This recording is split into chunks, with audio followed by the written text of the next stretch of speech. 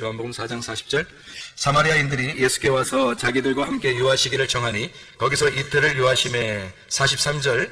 이틀을 지남에 예수께서 거기를 떠나 갈릴리로 가시며 되어 있습니다. 이틀, 왜 하필 이틀을 있었을까? 또 이틀을 유하시려고 했을까?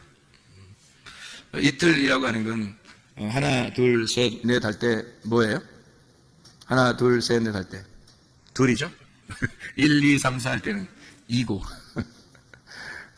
그러니까 하필 이틀을 유하시고 하필 둘이고, 이건 무슨 말이냐면 성경은 다 둘로 이루어졌다 이런 말이에요. 사실은 그러니까 성경은 하나가 아니라 다 둘로 이루어졌어요. 그래서 둘을 잘 알면 그 둘을 통해서 하나를 깨닫게 되는 거거든요. 그래서 둘로 이루어진 그 성경을 우리가 좀 같이 좀 보도록 하려고요. 요한복음 1장 1절부터 5절까지 말씀, 요한복음에 있는 것을 주로 이렇게 보다 보면 두 개로 다 이루어졌다는 것을 우리가 성경을 볼 수 있습니다. 요한복음 1장 1절부터 5절까지의 말씀 보면 뭐와 뭐로 이루어졌어요? 어둠과 빛으로 이루어졌다. 이렇게 두 개로 나누어져서 이루어진 걸 볼 수 있죠. 1장 43절부터 51절까지 말씀 보면 나다나엘이라는 사람을 우리가 볼 수 있습니다. 이 나다나엘이라는 사람을 이렇게 주님이 부르시고, 그리고 여기에서 예수님과 나다나엘이 이야기하는 그런 장면이죠. 그래서 나다나엘과 예수님이 둘로 이렇게 나타나서 물론 이제 빌립이 중간에서 소개를 시켜줬지만 나다나엘과 주로 이제 예수님하고 이렇게 서로 대화하는 그런 장면들을 우리가 볼 수 있죠.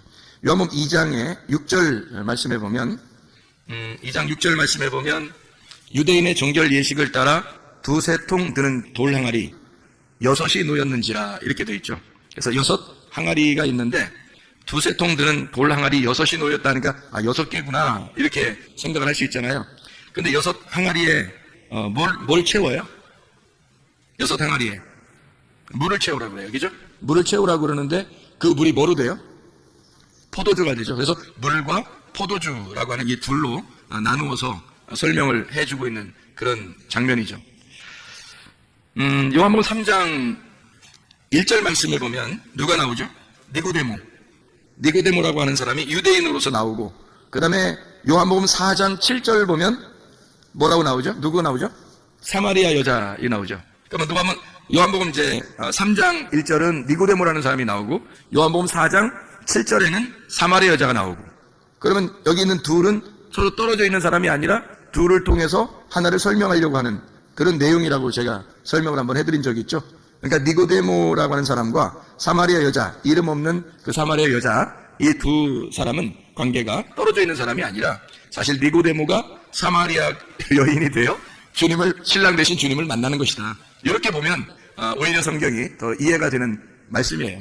니고데모가 따로 만나고 사마리아 여자가 따로 만난 것처럼 보이지만 사실은 니고데모는 굉장히 유명한 사람이고 이름 있고 유명한 사람이고 사마리아 여자는 이름도 없는 그런 사람이었죠. 근데 이름 있는 그 유명한 사람을 이름 없게 만들어서 주님이 만난다. 그래서 니고데모는 예수님을 찾아온 사람이고 사마리아 여자는 예수님이 찾아간 사람이다. 어떻게 해야지 구원을 받는다고요? 주님이 찾아오셔야 구원을 받아요. 그러니까 우리가 열심히 찾아간다고 구원받는 게 아니고 뭐 열심히 찾는 건 우리들이 해야 할 일이지만 주님이 찾아오셔야 구원을 받는다. 그게 성경에서 우리에게 가르쳐주시는 말씀들입니다. 요한복음 3장 5절 6절의 말씀에 보면요, 예수께서 대답하여 진실로 진실로 내게 이르노니 사람이 물과 성령으로 나지 아니하면 하나님 나라에 들어갈 수 없느니라. 여기도 거듭나고 구원받는데 몇 개가 필요하대요? 2개가, 그렇죠? 2개가 필요하다. 물과 성령이라고 하는 2개가 필요해서 이 2개를 통해서 너희가 구원을 거듭남을 받을 수 있다. 이런 얘기를 하면서요, 6절의 말씀에 보면 6으로 난 것은 6이고 0으로 난 것은 0이어야 된다. 이렇게 얘기해요. 그러니까 뭐와 달라진 거예요? 6과 0을 나누어 가지고 여기서는 물과 성령으로 6과 0으로 나누어서 이렇게 2개로 설명해 주는 그런 내용들을 우리가 볼 수 있습니다. 성경은 다 이렇게 2개씩 나누어져 있어요. 그렇게 2개로 나누어져서 모든 것을 설명해요. 처음부터 그랬죠. 처음부터 창세기에 있는 창세기 2장에 나와 있는 그 나무가 있는데 그게 단수인데요. 그 나무 하나가 선악나무하고 생명나무 2개를 설명하려고 하나의 나무를 갖다 등장시킨 거예요. 그래서 이 2가지가 있더라 이렇게 설명을 한 거죠. 그러니까 성경 하나가 선악과와 생명과라는 이 2개로 성경이 이루어졌다라는 것을 우리에게 설명해 주는 겁니다. 마치 이제 죽음과 부활을 이렇게 말해 주는 것처럼 이 땅에서는 율법을 통해서 죽어야 되는 것을 설명하고 저 하늘에서는 영적으로 살아야 된다는 것을 의미하는 이렇게 두 개로 나누어서 설명하는 그런 내용을 우리가 볼 수 있습니다. 그런가 하면 이제 요한복음 6장을 또 이렇게 보면요. 요한복음 6장 49절 말씀 보면 이렇게 되어 있습니다. 요한복음 6장 49절에 이게 요한복음 6장은 생명의 떡에 대한 이야기인데요. 만나와 생명의 떡에 대한 얘기인데 요한복음 6장 49절에 보면 너희 조상들이 광야에서 만나를 먹었는데 죽었다 이렇게 되어 있죠. 광야에서 만나를 먹었는데 죽었다. 50절에 보니까 이는 하늘에서 내려오는 떡이니 사람으로 하여금 먹고 죽지 않게 하려 하는 것이니라. 이제 누구를 설명하는 거냐면 예수님을 이야기하는데 너희들 조상들은 만나를 먹고도 죽었는데 나는 하늘에서 내려온 떡이고 그것을 먹는 사람은 죽지 않게 될 것이다 라는 것을 설명하려고 해놓은 얘기죠. 그죠? 51절에 보니까 나는 하늘에서 내려온 살아있는 떡이니 사람이 이 떡을 먹으면 영생하리라. 내가 줄 떡은 곧 세상의 생명을 위한 내 살이니라 하시니라. 이렇게 이야기를 했습니다. 그러니까 여기서는 뭐와 뭐를 비교한 거예요? 모세의 광야의 떡과 그리고 예수님의 생명의 떡, 요거를 설명해 두 개를 구분해서 나누어서 설명해 주고 있는 얘기죠. 여기에 떡이 있고 살아있는 여기 만나를 먹는 그 떡이 있고요. 그리고 살아있는 떡이 있습니다. 만나는 모세가 광야에서 준 것이고 그리고 예수님은 이제 살아있는 생명의 떡이라 그래요. 예수님이 그 뭐라고 그래요? 마귀한테 시험 받을 때 사람이 뭐로 살 수 없고 뭐로 산다고요? 떡으로만 살 것이 아니고 하나님의 입에서 나오는 말씀으로 사는 것이다. 이렇게 이야기를 했습니다. 그러니까 사람이 떡으로 사는 것이 아니라 말씀으로 산다. 그러면 떡은 전혀 우리가 먹지 말아야 되는 건가요? 빵도 전혀 먹지 말아야 되고 밥도 전혀 먹지 말고 말씀으로만 살아야 되나요? 아니죠. 그러니까 이걸 먹으면서 그건 이 땅에서 꼭 필요한 건데 하늘의 양식이 꼭 필요하다 해서 땅의 양식과 하늘의 양식을 비교해서 이야기하는 거죠. 예수님은 하늘의 양식에 대한 이야기를 한 거고 땅에서 마귀는 이제 돌을 만들어서 떡덩이를 만들어 먹으라 해서 땅의 이야기를 한 거고 예수님은 하늘의 이야기를 한 거고 사람이 떡으로 먹는 게 사는 게 아니라 양식 생명의 떡으로 이 위에 있는 생명으로 말씀으로 사는 것이다. 그런 이야기를 해준 것입니다. 우리 여러분과 저는 그러면 뭐 떡으로 살자고 얘기를 해야 되겠어요? 모여서 생명의 떡 대신 예수님을 먹자고 말씀 먹으면 살아야 되겠다 이런 얘기를 해야 되겠어요? 우리 모여서 교회 모인 사람들은 다 생명의 떡 대신 예수님 먹자고 모인 것입니다. 이 세상의 떡 먹자고 모인 것이 아니라는 거죠. 근본적으로 그걸 알고 모여야 된다는 거예요. 근본적으로 그게 교회라는 겁니다. 그래서 모세의 광야의 떡과 예수님의 생명의 떡. 그래서 떡이라고 하는 것이 뭐하고 딱 연결해놨어요? 살이라고 하는 것과 연결해놨어요.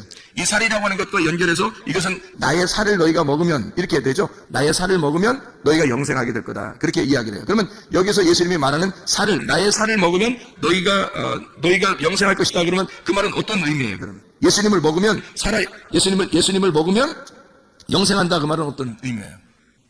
그 살이 떡이거든요. 피가 포도주고, 그죠? 주의 만찬에서도. 그래서 떡과 포도주라고 그래요. 살과 피, 이렇게. 두 개씩 이렇게 나눠서 얘기한단 말이에요. 출애굽기에 보면, 창세기죠. 창세기에 보면, 요셉이 감옥에 들어갔을 때, 관원장들이 이제, 감옥에 들어왔죠. 관원장들이 감옥에 들어와가지고, 한 사람은 어떤 꿈을 꿔요? 떡반죽 그릇, 떡 그릇을 이렇게 이고 있는 거. 또 한 사람은 술을 담아가지고 있는, 포도주를 담아 있는 거. 그래서 포도주 담아 있는 관원장은 살고, 그죠? 그리고 이쪽에 있는 떡 관원장은 죽고 그랬죠? 그 살을 말하기 때문에 그래요. 죽음을 의미하기 때문에 그런 겁니다. 그 피는 이제 예수의 피, 생명을 말하기 때문에 그래서 사는 것을 의미하는 것이고 생명을 말하는 거고 떡은 죽는 걸 의미하는 거고요. 그러니까 이게 떡이라고 하는 게 뭐하고 연결된 거냐면 살이라고 하는 것과 연결된 거예요. 살. 그러니까 살과 떡. 살이라고 하는 건 성경에서 말하는 살 이거는요 육신이거든요. 육신. 사르크스입니다. 이 사르크스가 죽으면 어떻게 된다고요? 사르크스가 죽으면 그러니까 바사르라고 하는 것이 죽으면 구약에 있는 바사르 육체가 죽으면 바사르가 된다 그래요. 그 바사르가 죽으면 바사르가 된다. 바사르가 죽는다는 말은 육신이 죽으면 이 말이고 바사르가 된다는 말은 복음이 된다 그 말이거든요. 그래서 바사르라는 단어가 육체라는 단어와 복음이라는 단어를 같이 쓴단 말이에요. 그래서 복음이라고 그럴 때도 바사르라고 쓰고 육체라고 쓸 때도 바사르라고 쓰고 이것이 이제 신약에서는 사르크스거든요. 그럼 사르크스라고 하는 살, 이 살을 내 살을 먹어라 그거예요. 내 살을 먹어라. 그러면 육신을 먹어라 이 말이잖아요. 그런 육신을 먹어라 그러면 네가 영생하리라 그 말인가요?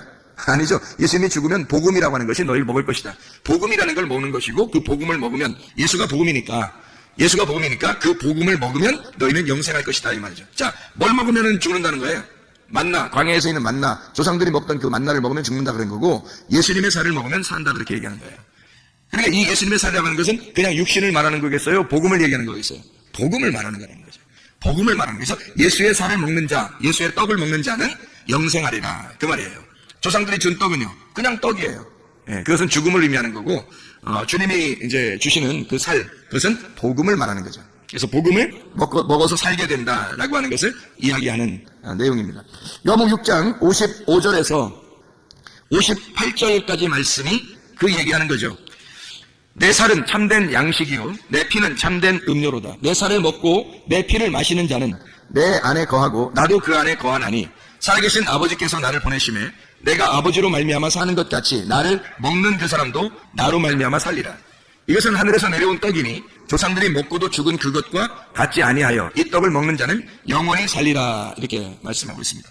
그러니까 육은 무익하고 영은 살리라 하는 말과 같은 내용의 이야기예요. 그래서 6장 63절에 이렇게 이야기합니다. 6장 63절에 살리는 것은 영이니 육은 무익하니라. 내가 너희에게 이른 말은 영이요 생명이라. 이렇게 되어 있죠. 여기는 말이라고 하는 게 여기서 로고스 말이에요, 레마 말이에요.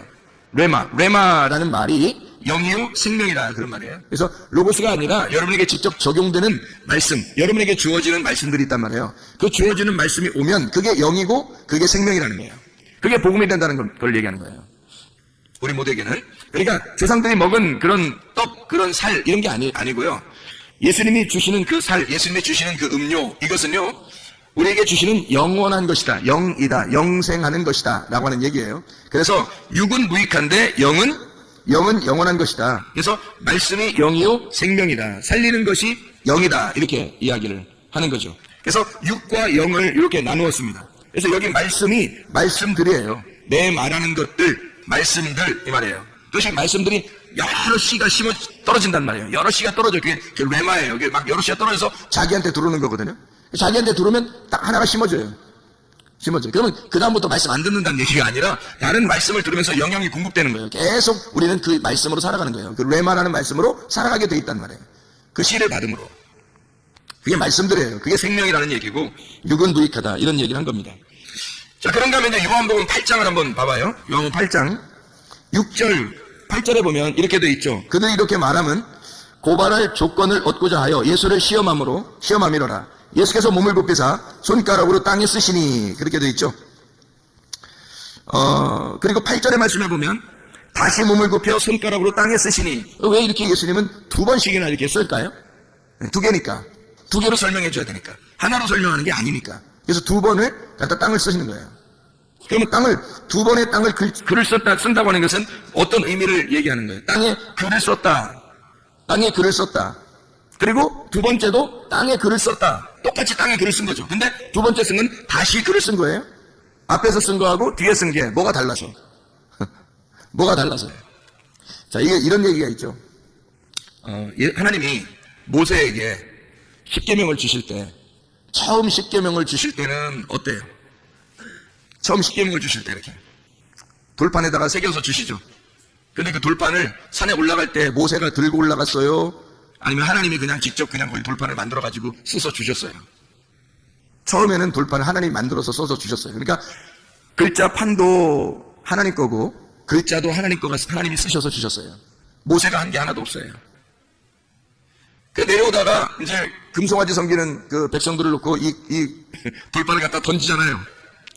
던지는데 이렇게 뭐 어떤 영화처럼 딱 던질 때 다시 손에 싹 들어올 수 있잖아요. 하나님이 그렇게 못하나요? 그 정도 하나님이 이렇게 십계명을 돌판을 만들어서 이렇게 글씨를 쓰시는 하나님이 그렇게 다 써서 다 이제 띄어가지고 이제 딱 두 개를 이렇게 딱 들고 이제 멋있게 내려오는데 사람들이 죄를 져서 이거 안 되겠다. 그래서 이걸 갖다가 막 던져버렸단 말이에요. 던지면 세게 확 던졌는데 다시 던지면서 쫙 나가다가 다시 자기한테 탁 돌아오게 할 수 있어요, 없어요? 하나님이 있죠. 충분히 할 수 있습니다. 그 정도 능력. 아니 처음부터 글씨를 쓰신 분이 하나님인데 그거 내 거를 어디다 던져 그러면서 다시 확 가슴으로 들어오게 할 수 있죠. 근데 그렇게 안 하시죠. 그렇게 할 수 있는 능력이 있으신 분인데 그렇게 안 하신다. 그냥 다 깨지도록 만들어버려요. 그렇죠. 그래 놓고서 다 깨뜨리니까 이제 하나님도 어떻게 다시 써줘야 되겠죠. 그래서 모세한테 뭐라 그래요? 이제 네가 돌판 깎아서 가져라 그래요. 하나님이 돌판 깎는데 상당히 좀 시간이 걸리고 그래서 그런가요? 글씨 쓰는 건 괜찮은데 말씀이니까 말씀이니까 막 쓰나 내려가는 건 쉬운데 돌판 깎는 건 좀 힘들어서 이제 깎아 올 때는 이제 네가 네가 깨뜨렸으니까 올 때는 네가 이게 돌판 깎아서 가져와라. 그래 힘들어서 그랬을까요? 아니면 뭔가 이유가 있을까요? 뭔가 이유가 있겠죠. 그죠? 그래서 돌을 이렇게 깎아가지고 모세가 가져갔어요. 가져가니까 하나님이 거기다가 글씨를 갖다가 이제 하나님이 쓰시는 거예요. 거기다가. 왜 그렇게 하실까요? 그래서 법궤 안에다가요. 법궤 안에 집어넣은 십계명은 이겁니다. 모세가 깎아 가지고 가서 하나님이 글자를 써준 그 돌판을 집어넣는 거예요. 법궤에다가. 그거 들고 다닌 거예요. 왜 하나님은 그런 식으로 했을까? 이 일을? 하나님이 직접 다 하면 좋은데? 왜냐하면 두 가지이기 때문에 했습니다. 성경은 두 가지로 나오기 때문에 그래요. 예. 그러니까 첫 번째 것은 깨져야 할 돌판이에요. 두 번째 것은 깨지면 안 된다는 거죠. 첫 번째는 왜 깨져야 되는 거예요, 그럼? 하나님이 이 땅에 오셔서 말씀이 이 땅에서 죽으셔야 되니까. 너희들이 죄를 짓는 것에 대해서 주님이 오셔서 죽으시는 걸 말하는 거예요. 그리고 두 번째 다시 만든 그 돌판, 거기다 글씨만 써줘요. 그럼 이건 누가 만들었다고요? 자기가 만들었다고요. 자기가 만든 그 마음에, 자기가 만든 거에 하나님께서 심어주는 거죠, 말씀을. 신비의 말씀을 심는 거예요. 옛날에는 모세가 돌판을 깎아가지고 갔지만, 그래서 하나님이 그 돌판에다 글씨를 썼지만, 지금은 어디다 심어요? 하나님 말씀을. 여러분 마음판에다 심는다고요. 여러분 마음판은 누구 거야? 여러분 거예요. 여러분의 마음판에다가 하나님의 말씀을 심는 거라고요. 이 새기는 거라고요. 그게 법궤 안에 들어가 영원히 존재하는 거라고요. 그 말씀이. 여러분에게 말씀이 오는 겁니다. 각자에게. 하나님이 주시는 그 말씀이 여러분, 이거는 계속 보존하라고 주님 말씀하셔요. 첫 번째 거는 깨뜨리고 두 번째는 그냥 두시죠. 자, 그래서 예수님도 글을 쓰실 때 땅에다가 사람들이 막 연구 엄청 합니다. 이거 무슨 글자 썼나? 무슨 글자 써요? 딱 보면 몰라요. 거기 써 있잖아요. 죄 없는 놈이 쳐봐라. 딱 보면 몰라요? 그걸 써놨잖아요. 죄 없는. 아니, 그 글자 써놓고 얘기 한번 하면 똑같은 거 아니에요, 그거? 죄 없는 놈이 한번 쳐봐. 이거. 자, 보세요. 그러면 지금 이 글자를 처음에 쓸 때는 뭘 쓴 거예요? 두 번 썼으니까. 첫 번째 쓸 때는 뭘 썼겠어요? 너 죄인이라는 걸 썼겠죠. 너 죄인이니까 너도 죽어야 돼. 한 번 쓰고. 두 번째, 그 죄를 지었지만 내가 그것 때문에 왔어. 두 번째, 너에게 은혜를 베풀 거야. 죄 없는 놈만 한번 쳐봐. 니네가 율법이라 그러니까 율법을 한번 다 쳐봐. 어떤 놈이 안 걸리는 놈이 있나. 그리고 두 번째, 땅에다가 글을 쓰셔요. 그때 이 말씀들을 깨닫는 겁니다. 이 사람들이요. 이 말씀이었구나 라고 두 번의 십계명을 깨닫는 겁니다. 거기서 깨닫고 직접 보세요. 예수님이 하나님인데 하나님이 땅에다가, 이 땅에다가요, 글을 막 이렇게 쓴 건 또 이게 참 엄청 특별한 거 아닙니까? 생각해 보세요. 십계명에다만 글 써야 돼요? 그 산에 있는 돌판에다가만 막 하나님이 막 손가락이 나와서 막 쓰고 그러면 진짜 멋있는 거예요? 땅에다 쓰면 안 되는 거예요? 땅에다 직접 썼잖아요, 예수님이. 와가지고 어디 막 돌아다니면서 막 자기 이름 써놓고 막 이렇게 다니지 않잖아요, 주님이. 다니시면서. 여기다 글씨 써놓잖아요. 가늠한 여자 여기 때, 요때 딱 써놓는 거예요. 두 번을 글씨 쓰면. 뭘 쓴 거예요? 두 번의 십계명과 두 번의 말씀이 똑같다는 거죠.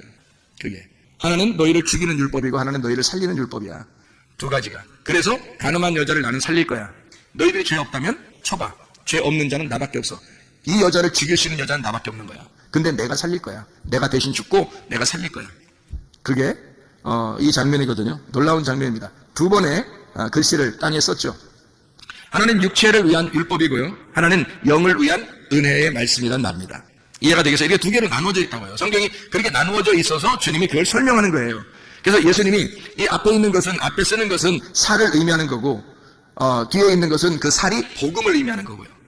앞에 있는 글은 내가 죽으러, 십자가를 지러 내가 죽으러 간다는 말이고, 두 번째 있는 이 말은 내가 그 죽고 부활하여 내가 너희들을 살리러 간다. 이렇게 이야기하는 두 개의 말씀을 설명하려고 두 번을 땅에다 쓰는 것이다. 자, 요한 8장 23절의 말씀을 봅니다. 예수께서 이르시되 너희는 아래에서 났고 나는 위에서 났으며 너희는 이 세상에 속하였고 나는 이 세상에 속하지 아니했다. 이 세상에 속한 것과 이 세상에 속하지 않은 것, 이렇게 나와 있는 말씀입니다.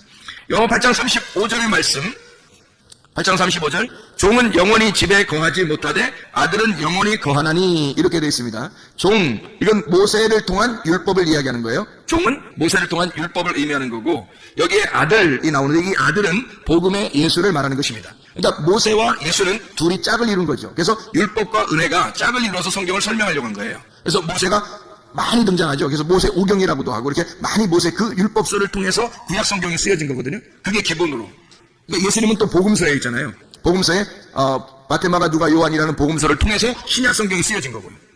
구약은 모세 오경을 통해서 구약 성경이 쓰여진 거고, 신약은 예수님을 통해서 신약이 쓰여진 거고. 그래서 모세와 예수님은 짝을 이룬 거예요. 하나는 율법이라고 하는 종의 형태를, 하나는 아들을 통해서 복음의 형태를 설명하는 것이다. 이렇게 나누어서 설명하는 내용입니다. 요한복음 8장 44절의 말씀 보면 너희는 너희 아비 마귀에게서 났으니 너희 아비의 욕심대로 너희도 행하고자 하느니라. 그는 처음부터 살인한 자요 진리가 그 속에 없으므로 진리에 서지 못하고 거짓을 말할 때마다 제 것으로 말하느니 이는 그가 거짓말쟁이요 거짓의 아비가 되었습니다. 이렇게 이야기를 합니다. 너희 아비 마귀. 그리고 예수님은 뭐라 그러면 나는 나의 아비에게서 왔다. 그러니까 예수님의 아버지가 있다. 하나님 아버지가 나의 아버지다. 이런 얘기죠. 너희들이 아버지라고 부르는 그 아버지는 마귀야. 이렇게 얘기하고 반대로 자기는 아들이니까 나의 아버지가 하나님이야. 내 아버지가 하나님인데 너희들이 나를 죽이려고 하는 걸 보니까 반대 마귀다 이 말이에요. 반대 입장이 있다. 그래서 너희는 마귀들의 자식이다. 너희들은 거짓말쟁이고 나는 진리 안에 있는 거다. 그래서 거짓과 진리를 나누고 마귀와 하나님을 나누고 여기에 있는 거짓말쟁이들과 진리를 말하는 자 예수를 분리해내는 거예요. 이게 두 개로 나누어서 설명하려고 성경을 쓴 것입니다. 자, 요한복음 9장도 한번 보죠. 요한복음 9장 35절부터 41절까지의 말씀에 보면요. 보는 자가 있고 보지 못하는 자가 있어요. 보는 자가 있고 보지 못하는 자가 있다. 잘 생각해 보세요. 보는 자는 예수님께서는 뭐라 그래요? 원래 보지 못하는 자가 죄인이거든요. 그래야 이제 보게 하는 것이 주님의 뜻인데 예수님이 볼 때는 보는 자를 여기서 뭐라 그러냐면 죄인이다 이렇게 말해요. 너희가 본다고 그러니까 죄가 그대로 있다 이렇게 말하고 너 보지 못하면 죄가 없을 텐데 그래요. 그러니까 소경이 죄가 없다는 거예요. 죄인은 보는 자를 죄인이라고 그러고 진짜 맹인이라 그렇게 말해요. 여기서 보지 못하는 사람을 맹인이라고 그러는데 이 사람은 의인이라고 그럽니다.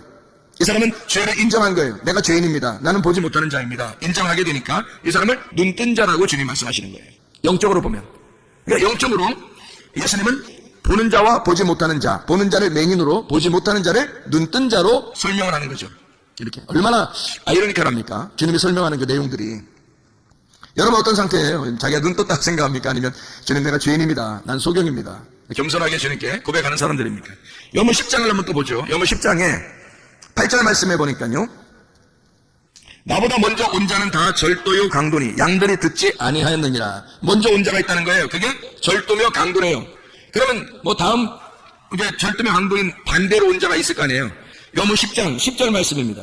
도둑이 오는 것은 도적질하고 죽이고 멸망시키려는 것이고 내가 온 것은 양으로 생명을 얻게 하고 더 풍성히 얻게 하려 함이라. 11절에 나는 선한 목자라 선한 목자는 양들을 위하여 목숨을 버리거니와 이렇게 되어 있습니다. 잘 생각해 보세요. 선한 목자가 누구예요? 예수님이에요. 목사가 아니에요. 여기 서 있는 목사가 선한 목자 이런 거 아닙니다. 희생을 강요하지 마세요. 목사가 무슨 희생하는 사람입니까? 아니에요. 희생은 예수님이 다 하셨어요. 저를 위해서도 희생하셨고 여러분을 위해서도 희생하셨어요. 목사한테 희생을 강요하면 안 됩니다. 목사가 양심상 자기 양심상 바르게 살려고 하는 거지. 이게 희생을 여러분이 강요할 의무는 없어요. 저도 주님에게는 양이고 사랑스러운 양이고 여러분도 주님의 사랑스러운 양이에요. 우리는 목자는 예수님밖에 없어요. 그 목자가 선한 목자가 목숨을 버린대요. 그렇게 목숨을 버리신 거예요. 그렇게 십자가 못 박혀 돌아가시면서 다 이루었다 그랬는데 목사가 또 죽어야 돼요. 그거 아니잖아요. 예수님이 다 이뤘다 그러면 다 끝난 거예요. 그 빚이 다 끝난 거예요. 그러니까 선한 목자는 양들을 위해서 죽고 끝낸 거예요. 모든 빚을 다 갚아셨어요. 더 이상 목사가 대신 또 갚아야 될 게 없어요, 여러분. 아유, 목사님이 대신 또 십자가 따라가겠잖아요. 따라가서 죽으라겠잖아요. 그러니까 그럼 나만 죽어야 돼? 여러분 생각해봐요. 나만 따라가서 나만 죽어? 그게 뭐예요? 여러분 다 따라가자고. 여러분이 다 십자가를 지고 자기를 부인하고 따라가는 그 말은 나에게도 하는 거고 여러분에게도 하는 거지. 예수님이 다 끝냈다니까요. 끝낸 그 예수님을 우리가 따라가는 거예요. 나도 따라가고 여러분도 같이 따라가자는 얘기지. 우리 목사님은 십자가를 지고 따라가서 죽어야 돼. 희생을 강요하지 말라고요. 그거 다 끝난 일이라고. 여러분과 제가 그 주님을 따라가는 거라고요. 어느 날 우리도 다 죽는다고요. 예. 자, 이래서 절도며 강도가 있고 그리고 선한 목자 예수님이 있단 말이에요. 이렇게 두 개로 나누어서 뭘 한다고요? 성경이라고 하는 이것을 설명하려고 하는 것이다. 이런 얘기죠. 그러면 절도며 강도가 뭐라고? 먼저 온 자라고요. 먼저 온 자. 먼저 온 자들이 누구예요? 성경에서. 대표적으로 성경에 먼저 온 자들이 누구예요? 아담, 노아, 아브라함, 모세, 다윗, 침례 요한. 이런 사람들이 먼저 왔잖아요. 그죠? 엘리야도 그렇고요. 예수님의 하나님의 그 말씀을 가지고 있는 자인데 하나님의 말씀을 가지고 그들이 먼저 왔다고요. 먼저 와서 사람들을 자기에게로 인도했단 말이에요. 그죠?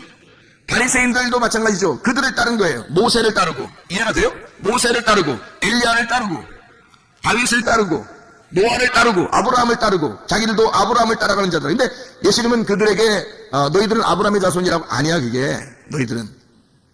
그러니까 부자와 거지 나사로의 그 설명을 하면서 누가 아브라함 품에 있다고요? 거지 나사로가 있는 거라고 얘기하잖아요. 부자들 너희들 있는 게 아니다. 너희들 말씀 안다고 아브라함 품에 있다고 하지만 너희들 아니야, 이렇게 말하잖아요. 그럼 이 사람들은 지금까지 따라온 게 누군데? 아담, 노아, 아브라함, 모세, 다윗, 침례 요한 다 따라왔는데요, 그들이. 근데 아니라는 거예요. 그거 아니라는 거예요. 너희들은 그게 아니라는 거예요. 그래서 그걸 따라온 사람들이 지금 자기들은 최고로 잘 따라왔다고 생각해서 말씀을 잘 따라왔다고 율법적으로 자기들은 열심히 살았다고 하는 사람들이 바리새인들이에요. 근데 선한 목자 예수님은요. 선한 목자 예수님은 구원하러 오셨다고 그래요. 근데 이 사람들은 다 살려고 그러는 거죠. 바리새인들은 그 앞에 있는 자들을 다 따라가면서 그들이 그것을 말씀을 율법을 배웠는데 자기들은 다 살려고 한단 말이에요. 자기들은 살려고 하고 그 율법을 가지고 다른 사람을 죽이려고 한 거죠. 그죠? 근데 반대로 선한 목자는 어떻게 해요? 반대로 와요. 자기가 죽으려고 해요. 그리고 완전 반대죠.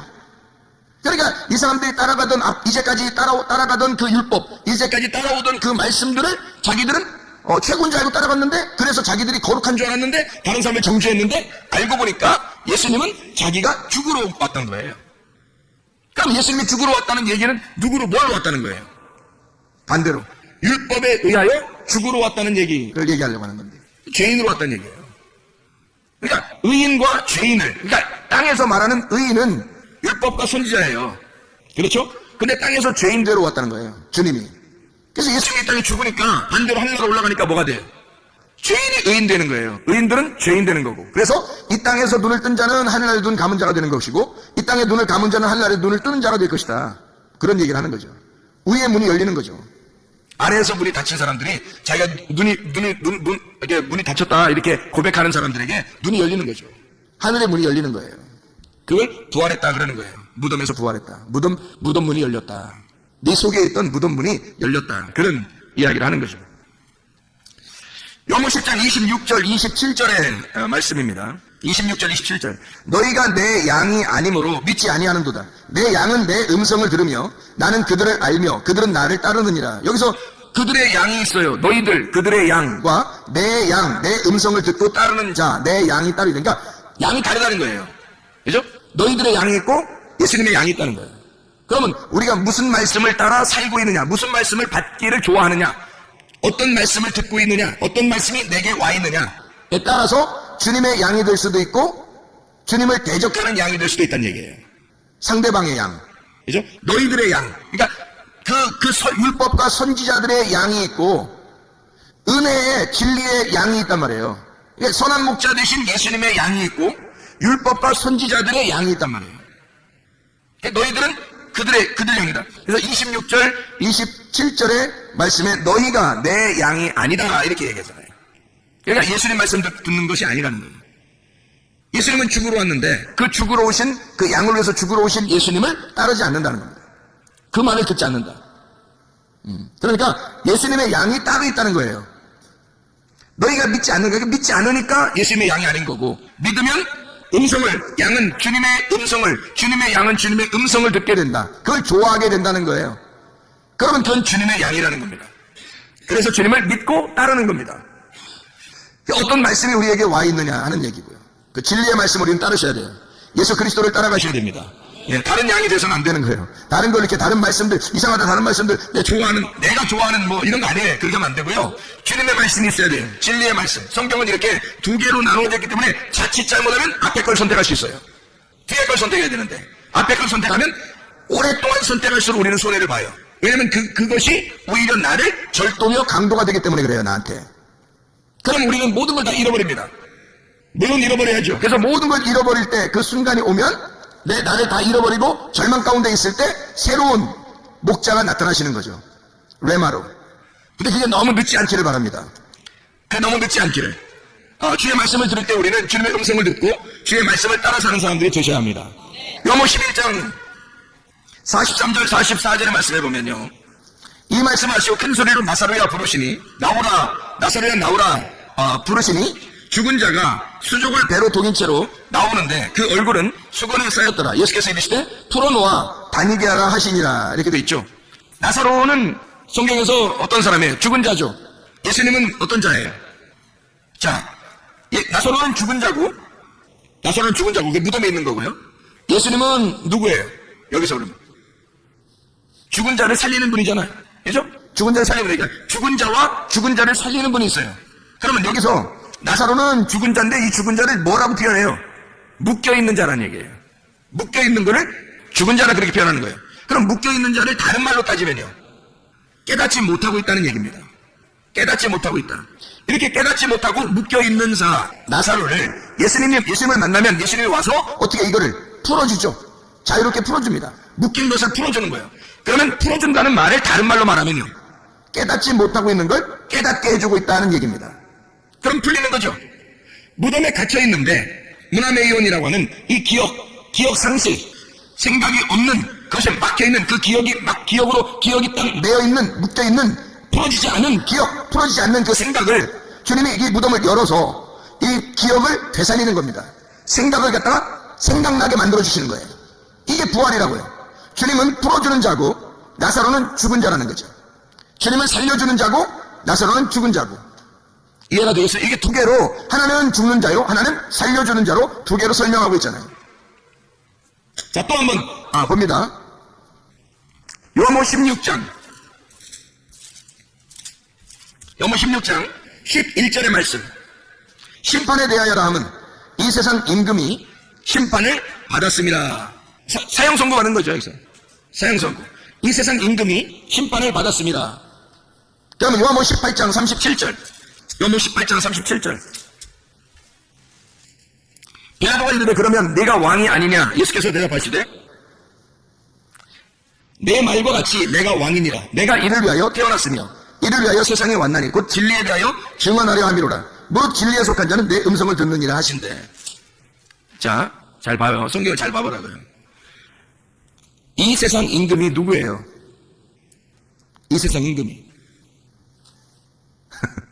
요한복음 16장 11절에 세상 임금이 심판받았대요. 누가 심판받은 거예요? 네? 누가 심판받았어요? 이 세상 임금이 심판받았네. 이 세상 임금이 누구예요? 네? 누가 심판받죠? 이 세상 임금이 누구냐고요? 아니, 시간 많이 가게 하지 말고 광야에서 시험 받을 때 예수님한테 막 감히 시험하면서 내가 이 세상을 다 가지고 있다, 내가 너한테 주겠다, 뭐 이런 것들도 있었잖아요. 그러면 이 세상 임금이 심판받았다, 그 말은 누가 심판받았다는 얘기예요? 여기서 예수님이 그 시험을 이기셨나요? 아니, 이기시지 못했나요? 시험을 이기셨죠. 그러면 왕이, 임금이 이렇게 항복하고 지면 그러면 더 이상 임금인가요? 아니죠. 그래서 이 세상 임금을 정복시키신 예수님이 임금인 거예요. 이해가 돼요? 그래서 예수님이 자기를 설명하는 거예요. 내가 인간으로 와서 이제 곧 나는 죽을 거야. 이미 사형 선고를 받아놓고 살고 있어. 이 말이에요. 그리고 요한복음 18장 37절의 말씀에 나는 진짜 왕이다. 왕이긴 왕이야. 근데 나는 죽으러 왔어. 나는 죽을 거야. 근데 빌라도가 뭐 그런 게 있어. 왕이 뭐 죽고 그래. 그러니까 예수님이 뭐라 그래요? 난 하늘의 왕이야. 나 이 땅의 왕이 아니야. 땅에서 다스리려고 하는 게 아니라 난 하늘에 있는 자들을 다스리는 왕이야. 그러니까 영적으로 구원받은 자들을 다스리려고 내가 왕이 되려고 그래. 그래서 나는 죽으려고 그래. 그게 진리야. 이런 얘기를 한 거예요. 예수님이 이 땅의 왕, 임금 대신 우리들을 위해서 주님이 오셔서 그 이 세상 임금으로 오셔서 자기가 죽는 거예요. 그러면 예수님이 죽으시면 이 세상 임금이 끝난 거죠. 그러면 진리가 살아서 부활하신 하늘의 영이, 하늘의 영이신 하나님의 아들이 다스리게 된다는 거예요. 하늘의 왕이 되신다는 거지. 이 땅에서 임금이 죽으면 마귀는, 너희를 유혹하던 마귀는 이미 끝났어. 그래서 내가 너희들이 왕이라고 여겼던 그 왕의 입장에서 내가 죽을 거야. 이 세상 임금이 심판을 받았어. 정죄를 받았어. 그래서 내가 이 땅에 온 거야. 말씀이 육신이 돼서 온 거야. 그리고 나는 진리인데 나는 죽을 거야. 빌라도가 내가 너를 살릴 수도 있고 내가 너를 죽일 수도 있는데 그거 하늘에서 너에게 그렇게 그런 권한을 주지 않았다면 너는 그거 할 수도 없어. 내가 그 능력을 너에게 주었고 네가 나를 죽이도록 그런 명령을 하도록 권세를 주었기 때문에 네가 하는 거야. 내가 영들을 다스리는 왕이야. 그 예수님이 그렇게 말씀하시는 거죠. 그래서 주님은 요한복음 19장 11절에 예수께서 대답하시되 위에서 주지 아니하셨더라면 나를 해할 권한이 없었으리니 그러므로 나를 내게 넘겨준 자의 죄는 더 크다. 그래서 주님은 너를 일부러 시켜서 나를 죽이도록 하는 거야. 너도 내 수하에 있는 거야. 내가 하늘의 왕이니까. 이해가 되시겠습니까? 이 땅의 임금이 죽고 이 땅의 임금이 정죄를 받아 이 땅의 임금이 심판을 받고 죽으면 그러면 하늘의 왕으로서 살아가게 된다. 그런 얘기를 하는 것입니다. 자, 무슨 얘기인지 아시겠죠? 요한복음 19장 34절. 요한복음 19장 34절. 그중 한 군병이 창으로 옆구리를 찌르니 곧 피와 물이 나오더라. 이렇게 두 가지로 설명하고요. 요한일서 5장 6절, 7절, 8절에는 물과 피로 임하신 자니 그래서 성령은 물과 피로 임하신 이것을 증거한다. 이렇게 요한일서 5장 6절, 7절, 8절에는 설명하고 있습니다. 자, 우리 이제 앞으로 가가지고요. 요한복음 6장 한번 9절을 한번 봐봐요. 요한복음 6장 9절. 6장 9절. 여기 한 아이가 있어. 보리떡 5개와 물고기 2마리를 가지고 있나이다. 왜? 보리떡만 얘기하면 되지 왜 물고기 2마리까지 얘기하나요? 2마리죠. 물고기 2마리. 그것도 보리떡 5개, 물고기 2. 5을 둘로 나누어 설명하겠다. 그래서 5을 둘로 합하면 7이 되는 예수님을 말하는 것이다. 이 2개가 나누어지는 것이 아니고 하나가 되어야 된다. 그래서 보리떡 5개와 물고기 2를 5개를 둘로 설명해서 이 2개가 합쳐지면 7이 된다. 7 예수님이 된다. 이것을 먹은 자들이 이 땅에서 안식을 누리는 거예요. 그래서 예수님 안에서 안식을 누리는 사람들이 됩니다. 요한복음 8장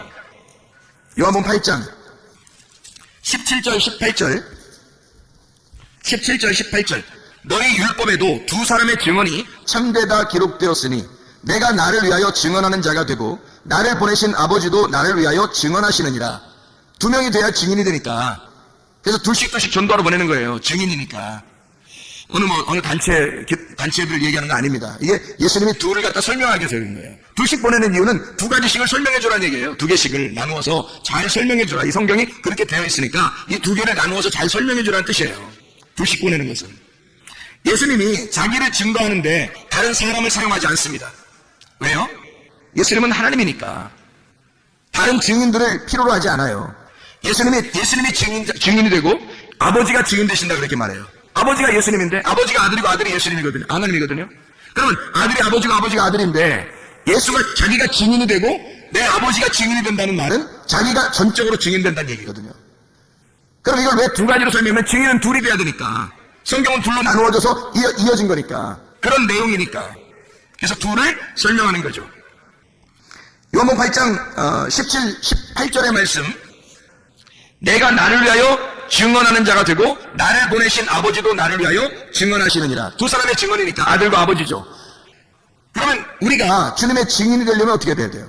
주님의 증인이 되려면 그럼 우리 속에 누가 들어와야 돼요? 아버지의 아들이 들어와야 돼요. 그래야 증인이 되는 거예요. 그럼 아버지의 아들이 우리의 속에 들어오면 어떤 것을 증거할까요? 예수가 나 때문에 정죄받으시고 죽으셨다는 걸 증언하겠죠. 무슨 말인지 알겠죠? 정죄는 내가 받을 테니까 너는 반드시 살아야 된다라고 하는 것을 주님이 내게 가르쳐 주셨다라고 증언하겠죠. 그죠? 그래서 주님이 나를 위해 정죄를 받으시고 심판받아 죽으실 테니 너는 대신 살아라. 죽음과 부활을 설명해 주고 있는 내용이죠. 그게 증인이라는 겁니다. 그걸 잘 설명해 내는 사람이 증인이라는 거예요. 성경의 증인. 자, 요한복음 14장 6절 말씀입니다. 잘 아는 말씀이죠? 14절 예수께서 이르시되 내가 곧 길이요 진리요 생명이니 나로 말미암지 않고는 아버지께로 올 자가 없느니라. 누가 증인이에요? 다 하시는 거예요? 길, 진리, 생명? 예수님이 다 하시는 거예요. 20절 말씀 봐요. 요한복음 14장 20절 말씀. 그날이 어떤 날이에요? 부활의 날, 네가 눈이 떠지는 날, 네가 깨닫는 날, 네가 무덤의 문이 열리는 날, 그 날에는 내가 아버지 안에 너희가 내 안에 내가 너희 안에 있는 것을 너희가 알리라. 이 부활의 날에는 너와 내가 하나인 것을 네가 알게 될 것이다. 그런 말이죠. 그러면 증인이 예수와 우리 안에 들어온 예수가 증거한다는 얘기예요. 그렇죠? 예수이신 부활하신 그 예수님과 나를 살리신 그 예수님이 이 예수와 이 예수가 같이 길과 진리와 생명을 설명하게 될 것이다. 그런 얘기예요. 요한복음 14장 15절, 16절, 17절의 말씀입니다. 너희가 나를 사랑하면 나의 계명을 지키리라. 내가 아버지께 구하겠으니 그가 또한 다른 보혜사를 너희에게 주사 영원토록 너희와 함께 있게 하시리니 그는 진리의 영이라. 세상은 능히 그를 받지 못하나니 이는 그를 보지도 못하고 알지도 못함이라. 그러나 너희는 그를 아나니 그는 너희와 함께 거하시며 또 너희 속에 계시겠습니다. 뭔 얘기예요? 하나됨이에요. 예수님의 이름 안에서 나로서 너희를 인정하겠다. 다시 말하면 내 안에서 너를 나라고 인정하겠다. 예수님이 그러는 거죠. 보혜사를 준다는 얘기는 생기를 불어넣어 준다는 얘기입니다. 하나님의 생명을 줘서 너라는 흙덩어리를 생기를 줘서 살리겠다는 얘기야. 그러면 예수님이 말씀이 육신돼서 오셨잖아요. 그 예수라고 하는 그 말씀이 육신되신 그 예수님을 너라는 것으로 네가 그것으로 인정하겠다는 얘기예요. 그래서 서로 하나가 되겠다는 얘기입니다. 보혜사가 온다는 얘기는 보혜사가 와서 네가 나이기 때문에 이걸 주겠다 이거예요. 보혜사가 와서 그걸 증명해 주겠다. 네가 나고 내가 너라는 것을 보혜사가 오면 증명이 될 거야. 이 보혜사가 와서 너를 나라고 인정해 줄게. 그 말이에요. 원래 우리는 예수님이 아니에요. 하나님의 아들이 아니라고. 근데 보혜사가 오면, 보혜사 성령님이 오시면 너를 하나님의 아들들이라고 인정해 주겠다는 거예요. 하나님의 아들들이라고. 원래 원본은 아닌데 너를 양자의 영을 주어서 너를 하나님의 아들들이라고 인정해 줄게. 그러면요, 양자도 아들입니다, 여러분. 양자도 아들이에요. 아들의 권리가 없는 게 아니에요. 법적인 아들이에요, 우리가. 법적인 아들이기 때문에 우리도 우리의 권리를 충분히 하나님 아버지에게 주장할 수 있단 말이에요. 우리도 아들이니까. 원래 예수님은 아니지만 우리가 양자가 됐잖아요. 우리도 하나님의 아들들이 됐잖아요. 그러면 나도 아들이에요, 아버지. 저도 아버지의 아들이에요. 충분히 우리도 하나님의 아들이신 예수님의 이름 안에서 아버지에게 아들로서의 권리를 충분히 주장할 수가 있다는 얘기죠. 그 얘기입니다. 너희가 내 안에 이 보혜사 성령이 오시면 그걸 다 알려주겠다는 거예요. 그렇게 만들어주겠다는 얘기입니다. 놀라운 얘기죠. 요한복음 18장 6절 말씀. 18장 6절. 예수께서 그들에게 내가 그니라 하실 때에 그들이 물러가서 땅에 엎드러 지니라. 내가 그니라 이 말이 뭐냐면 내가 나다 이런 말이거든요. 에고 에이미라는 단어예요. 출애굽기 3장 14절에 나는 스스로 있는 자다 라는 말이 에고 에이미라는 말이거든요. I am who I am. 나는 나다 이런 말이에요. 나는 존재다. 내가 살아있다. 내가 생명이다 이런 말이에요. 예수님이 나는 생명이다. 나는 스스로 있는 자다. 내가 하나님이야. 내가 그 여호와야. 너희들이 따랐던 그 여호와야 라고 하니까 사람들이요 물러가서 땅에 엎드러져요. 왜냐하면 스스로 있는 자 앞에 굴복하는 겁니다. 주님이 내가 나야 라고 하니까 다 엎드러지는 거예요. 요한복음 18장 6절의 말씀이죠. 그렇죠. 요한복음 18장 9절 말씀 하나만 보고 마치도록 하겠습니다. 요한복음 18장 9절 말씀 보니까 이렇게 뭐라고 되어 있어요. 이는 아버지께서 내게 주신 자 중에서 하나도 잃지 아니하였사옵나이다 하신 말씀을 응하게 하려 함이라. 이게 무슨 말이에요 여기? 사람들이 누굴 찾느냐, 예수님이 누굴 찾느냐 그래요. 만약에 예수님이 여기서 내가 그니라 했는데 다 엎드렸어요. 어떻게 잡아요 예수님을? 그러니까 예수님이 뭐라고 그러냐면 누구 찾냐 이렇게 물어봐요. 그래서 사람들이 뭐냐면 나사렛 예수라 그렇게 말하잖아요. 그리고 예수님 말하기를 내가 그니라 나야 이렇게 말하잖아요. 나를 찾거든 이 사람들이 가는 것을 용납하라 이래요. 거기서 예수님이요 참 놀라운 의리 하나를 지켰다.